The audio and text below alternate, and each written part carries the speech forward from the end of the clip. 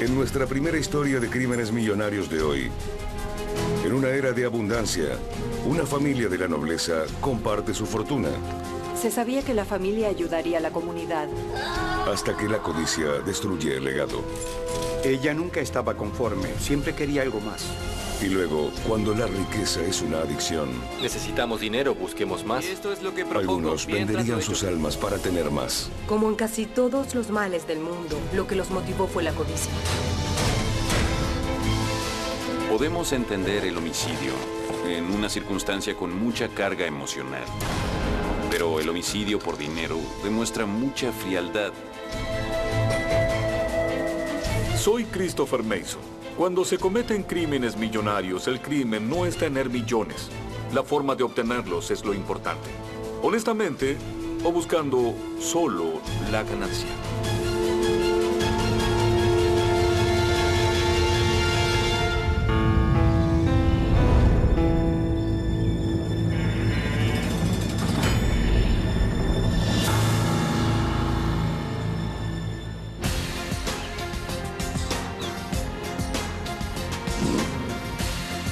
En el mundo salvaje de hoy, los ricos se hacen más ricos y a los pobres les dan préstamos casi usureros.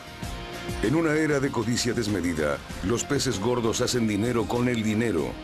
Miles de millones con algunos números en una pantalla. Y lo que le devuelven a la comunidad son unos pocos dólares para lustrar sus autos lujosos. Todos conocemos la historia. Personas de bien que pierden sus hogares y banqueros que reciben primas especiales. Pero no siempre fue de esa manera. En una época la riqueza provenía de la construcción de cosas que beneficiaban a la comunidad. Duluth, Minnesota, es una de las ciudades que forjaron a los Estados Unidos. El auge de la minería y la industria maderera a fines del siglo XIX hace que hombres comunes se conviertan en magnates. En 1905, hay más millonarios en Duluth que en cualquier otra ciudad del país. Y el más rico de todos es Chester Edgate Condon. Chester acumuló su fortuna gracias a los minerales de hierro, las propiedades y la industria maderera. También explotó las minas de cobre en el área de Arizona. Era la persona más adinerada de Minnesota. Para un hombre trabajador y religioso como Chester, la codicia es un pecado. Él cree que el deber de los ricos es contribuir con la sociedad. El apellido Condon es sinónimo de filantropía en Duluth, donde se encuentran el Parque Condon, el Boulevard Condon y la Escuela Condon. El apellido Condon se asocia con Duluth debido a la gran fortuna que tenía la familia, pero también debido a la gran fortuna que le dejó a la región. Y Chester se asegura de que sus hijos sigan su ejemplo.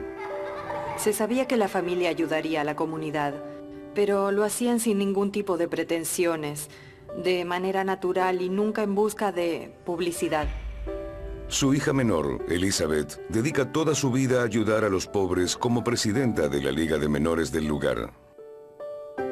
Colaboró mucho con la comunidad a lo largo de los años.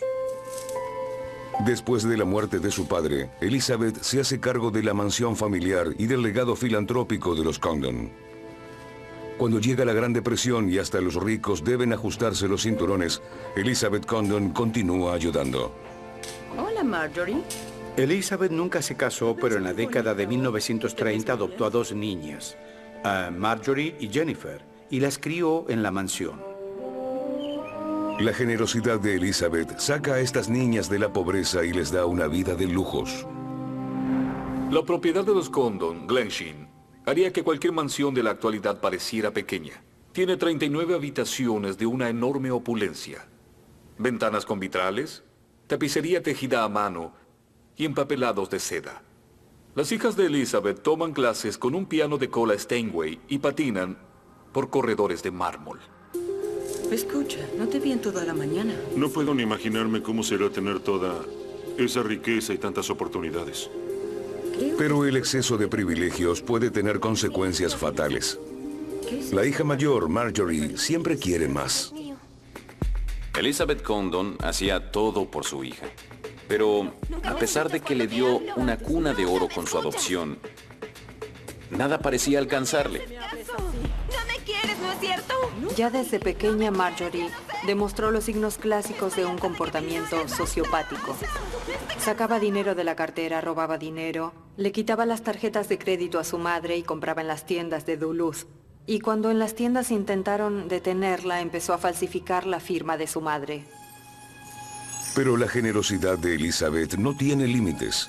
Si necesitas algo, cualquier cosa... Sigue haciendo donaciones y salda las deudas de Marjorie para resguardar el buen nombre familiar. Marjorie gastaba dinero que no tenía y recurría a su madre en busca de ayuda. Elizabeth le daba el dinero que ella necesitaba. Y esta situación continuaba repitiéndose. A pesar de que Marjorie ya había contraído matrimonio, su madre seguía sacándola de apuros. El 20 de marzo de 1976, Marjorie, de 43 años, se casa con Roger Caldwell, de Pensilvania. Es alcohólico y está desempleado, pero eso no le impide soñar a lo grande. Roger se muestra como un ranchero adinerado con afición por las joyas turquesas. Uno de los Condon lo apoda vaquero de fantasía. Él y Marjorie son almas gemelas que se unieron por la misma pasión: el fraude. Roger y Marjorie utilizan el nombre de Condon para convencer a sus acreedores de que les otorguen préstamos. Visitaban propiedades en las montañas con agentes inmobiliarios y les decían que su madre los ayudaría a comprarse una propiedad muy pronto. Sabes que no lo pediría si no lo necesitara realmente. Elizabeth sufre un derrame cerebral y necesita atención las 24 horas. Pero en vez de ayudarla, Marjorie se aprovecha de la vulnerabilidad de su madre y la convence de que le dé más dinero. ¿Crees que te lo pediría si no lo necesitara? Elizabeth es demasiado generosa para negarse. A Elizabeth no le importaba lo que la familia dijera. Ellos le pedían que dejara de ayudar a Marjorie y no les hacía caso. Pero Elizabeth no es la única con acceso a las bóvedas. Los fideicomisarios de las propiedades de los Condon tienen autoridad para suspender los pagos y deciden que ya es suficiente. Los fideicomisarios le cortaron los fondos a Marjorie por completo. Le dijeron que no le darían más dinero. Así que Marjorie, que había crecido en una mansión en la costa del lago Superior con dinero toda su vida, ahora vivía en Denver con su nuevo esposo sin un centavo. El esposo de Marjorie, Roger, no está feliz. Se había acostumbrado a darse la gran vida con el dinero de su suegra. Intenta convencer a los fideicomisarios, pero ellos se niegan a darle el efectivo que quiere. Marjorie ya lo había intentado un mes antes. Y también se lo habían negado. Pero él descubre algo sobre el testamento de Elizabeth Condon que lo cambia todo. Cuando ella muera, Marjorie heredará más de $8 millones. Y los fideicomisarios no tienen poder sobre eso. Elizabeth era la última hija sobreviviente de Chester Condon y tenía un patrimonio valuado en muchos millones. Roger Caldwell quería adelantar la herencia de la fortuna familiar. La generosa Elizabeth, que nunca ha dudado en compartir su dinero, quizás muera en unos pocos años por causas naturales. Pero no es suficientemente rápido para satisfacer la codicia fatal de Roger. Si la mata ahora, saldará sus deudas y resolverá sus problemas de por vida. Lee lo que redacté. El 24 de junio, Marjorie redacta un documento manuscrito en el que le cede a Roger Caldwell $2,5 millones de su herencia cuando muera su madre. Y 3 días después, su madre muere. En los bosques privados de la propiedad de los Condon en Duluth, Minnesota, acecha un hombre consumido por la codicia. Esperó a que las luces de la mansión se apagaran. Roger Caldwell quiere acelerar la herencia de Marjorie para saldar sus numerosas deudas y empezar a vivir con ella una vida de lujos. Fue básicamente la codicia y la impaciencia para esperar la herencia lo que desencadenó todo esto.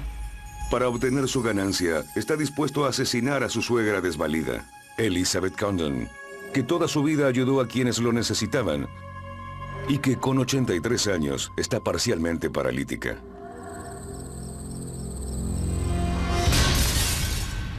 Era una tarea sencilla. Pero hay algo que Roger no tuvo en cuenta. Hay alguien más en la mansión esa noche. Velma Pietila, que era la enfermera de turno esa noche, oyó algo en las escaleras y salió con una linterna a ver qué ocurría.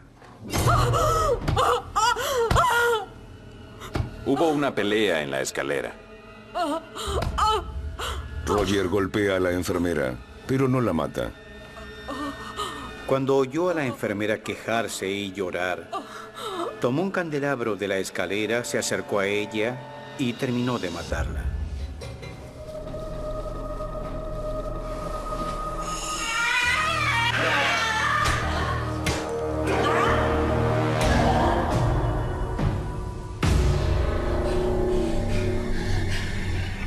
Cegado por la codicia, Roger se convierte en un monstruo.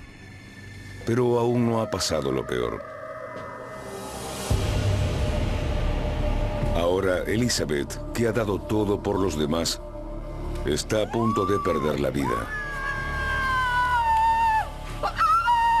Ella se resistió a tal punto que su nariz estaba erosionada. Se le había salido la piel de la nariz porque había frotado el rostro contra la almohada. Dos mujeres mayores asesinadas sin compasión por un codicioso criminal. Hasta le quita las joyas de las manos a su suegra muerta.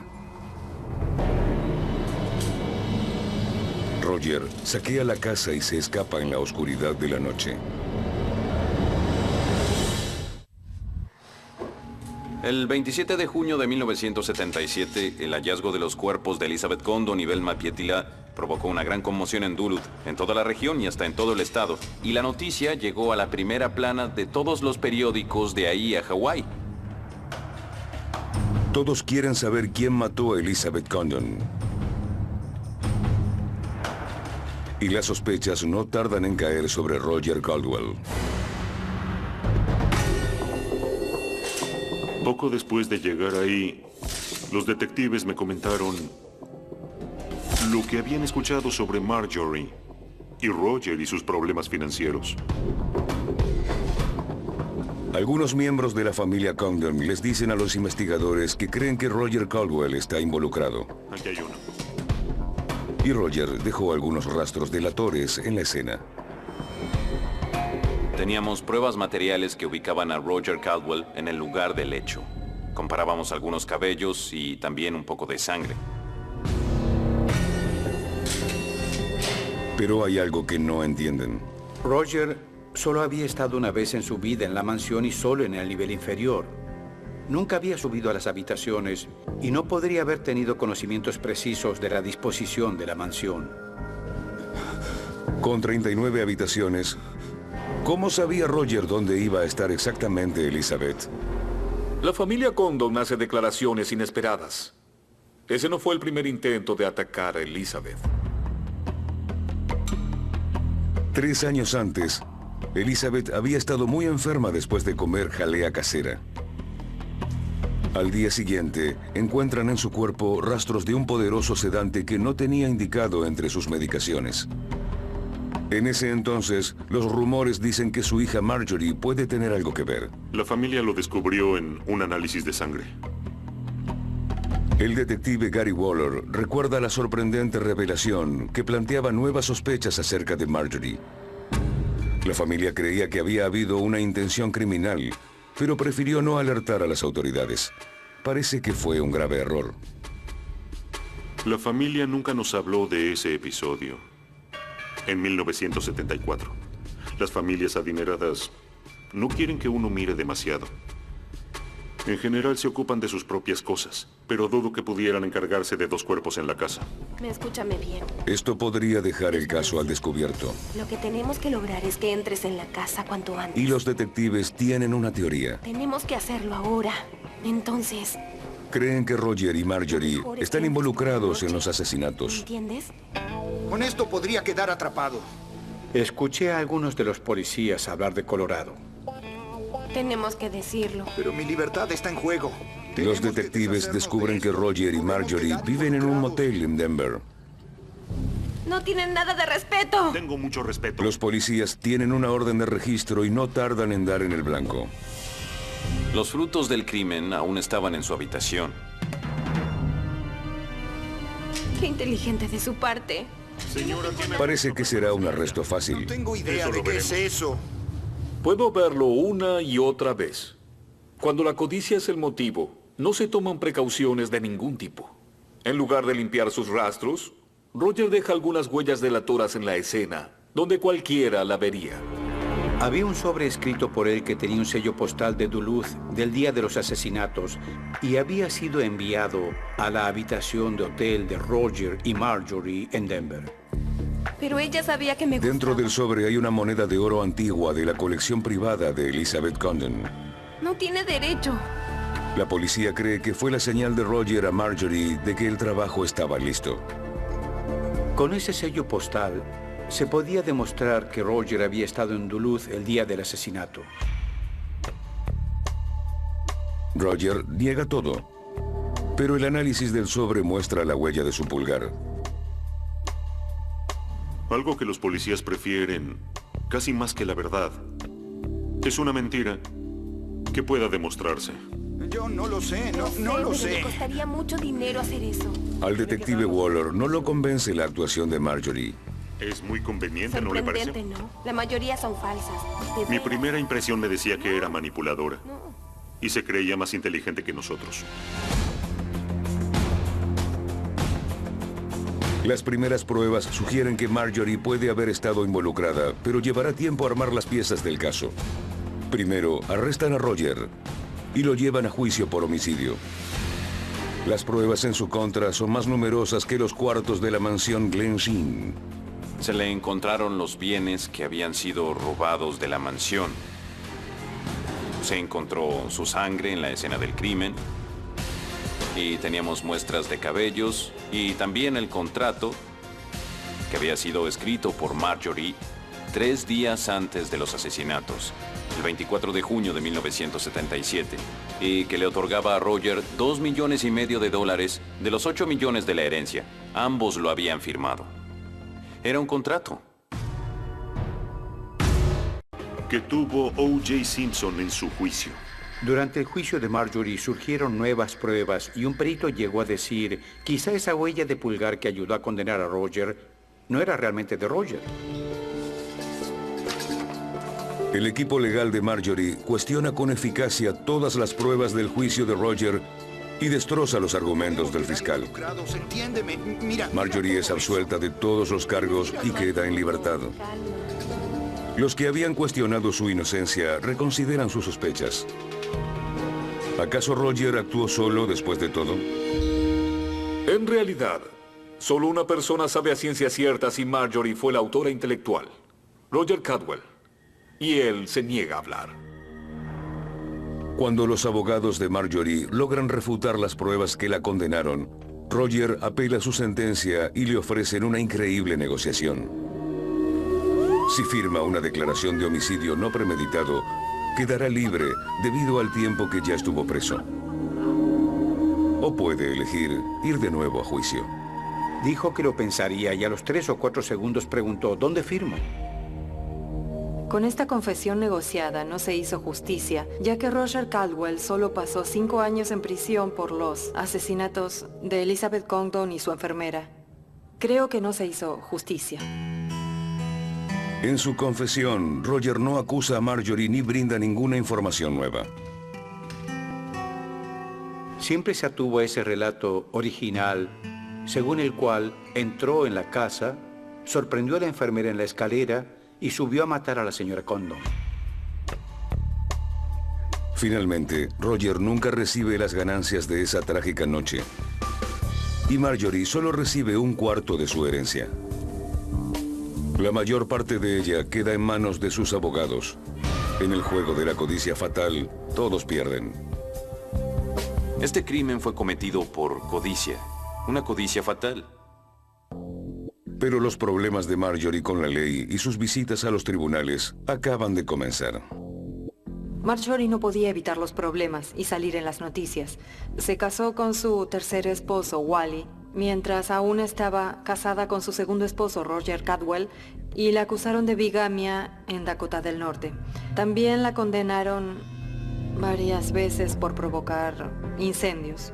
Incendió una casa en Minnesota que acababa de vender, pero antes de eso se aseguró de que ella y su marido, Wally, cobraran el seguro. E intentó cobrarlo cuando la casa se incendió misteriosamente luego de que sus nuevos dueños tomaran posesión. Y cuando se mudó a Arizona, estos incendios sospechosos parecían seguirla. En Duluth, los residentes todavía lloran la pérdida de su gran benefactora, Elizabeth Condon. Con su muerte, la era dorada de la generosidad llega a su fin y nace la era de la codicia. Después de años de esperar en vano su parte de la fortuna de los Condon, Roger Cadwell decide suicidarse desesperado. En la actualidad, Marjorie Condon vive en Tucson, Arizona, en libertad condicional por fraude. El nombre Condon todavía tiene su lugar en la historia de Minnesota, pero algunos recuerdos son más felices que otros.